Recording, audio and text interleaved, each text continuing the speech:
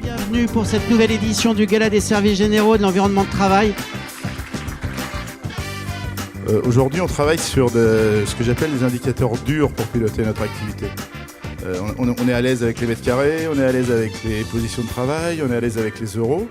Et on est bousculé par des nouvelles générations là, qui arrivent, les responsables de la QVT, on a comment on appelle ça, les happiness managers, qui nous plantent des concepts dans tous les sens et qui sont en train de nous mettre l'humain au centre de notre modèle de gestion.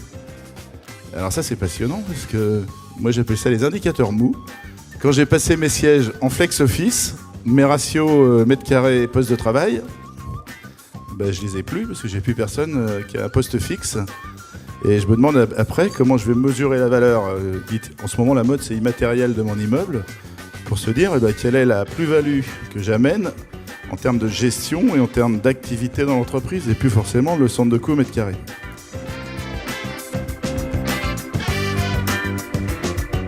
Je dirais que maintenant, on est en pleine mutation au niveau de nos services.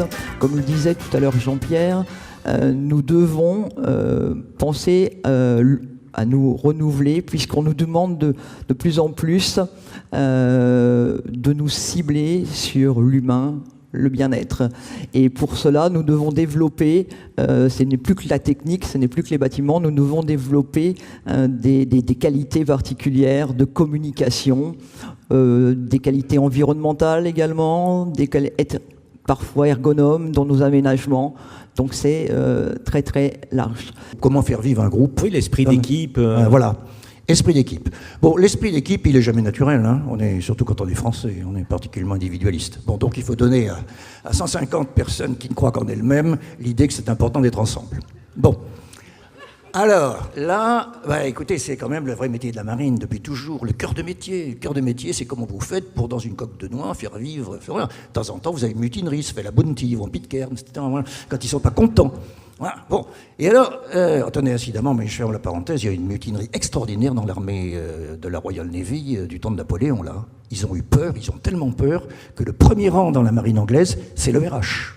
Quand on est 3 personnes à bord, il faut savoir à peu près tout faire. Donc il est important que chacun regarde l'autre et chacun comprenne les signaux de l'autre. Quand on n'est que 3 et qu'on dépend les uns des autres pour notre survie, il est important à tout moment de surveiller l'autre et de voir surtout s'il est dans une situation de stress, dans une situation inconfortable, de voir comment il résiste à ça, comment il évolue. On est solide, sont des gens qui sont sélectionnés. Néanmoins, il peut y avoir des moments, sur 6 mois par exemple, moi mon commandant avait perdu sa mère dans ce vol.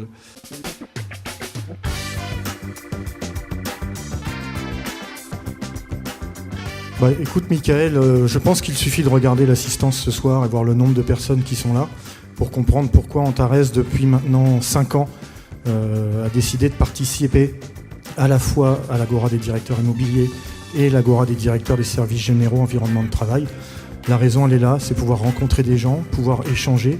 AST publie en partenariat avec Facilities, avec l'ARCEG et bien sûr l'Agora des directeurs des services généraux, le baromètre des services généraux. Voilà. Alors, plus de 150 répondants sont venus alimenter ce benchmark. Nous allons avoir une publication qui va naître, donc qui sera l'Agora des services généraux. Et c'est une publication qui sera conjointe Facilities Agora. Voilà, je ne suis pas heureux d'être là, mais je suis fier d'être là, parce que je pense qu'à travers cela, c'est un message que vous faites passer à toutes vos équipes. Merci à tous.